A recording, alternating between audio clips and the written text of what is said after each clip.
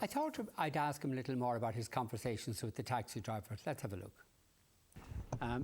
Klaus Manisch, did your taxi driver tell you how the Irish people are bewildered that we are required to pay unguaranteed bondholders billions of euros for debts that the Irish people have no relation to or no bearing with, primarily to bail out or to ensure the solvency of European banks?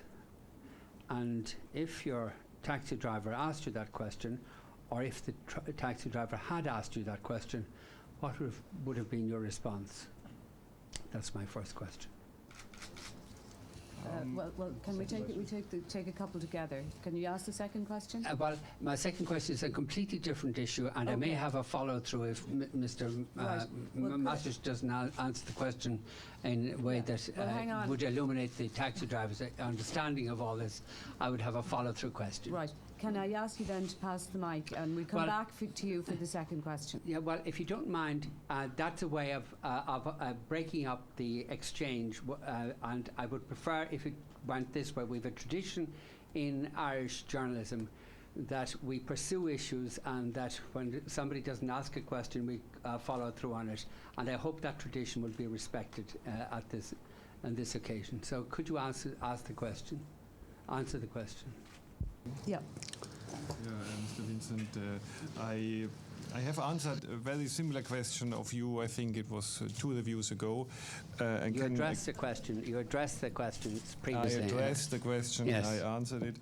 I would say I can understand that this is a difficult decision to be made by the government, and there's no doubt about it. But there are different aspects of the problem to be balanced against each other, and I can understand that the government came to the view that all in all the costs for the Irish people, for the stability of the banking system, for the confidence in the banking system of taking certain action in this respect, which you are mentioning, could likely have been much bigger than the benefits for the taxpayer, which of course would have been there. So the financial sector would have been affected, the confidence of the financial sector would have been negatively affected, and I can understand that there was a difficult decision, but that the decision was taken in this direction.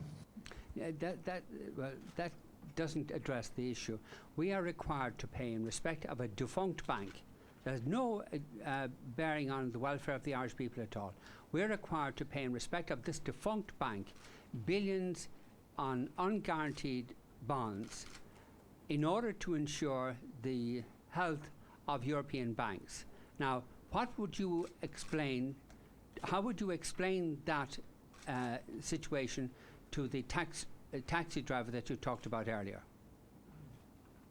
I think I have addressed the question. No, you haven't addressed the question, because you've referred to the viability of the Irish financial institutions. This financial institution I'm talking about is defunct. It's over, it's finished. Now, why are the Irish people required, under threat from the ECB, why are the Irish people required to pay billions to unguaranteed bondholders under threat to the ECB? You didn't answer the question the last time, so maybe you'd answer it this time. Well, I think he doesn't have anything to add to what he's already said. Just a minute. This isn't good. This isn't good enough. This isn't good enough. You people are intervening in this society, causing huge damage by requiring us to make payments not for the benefit of anybody in Ireland, but for the benefit of European financial institutions. Now, could you explain why the Irish people are inflicted with this burden?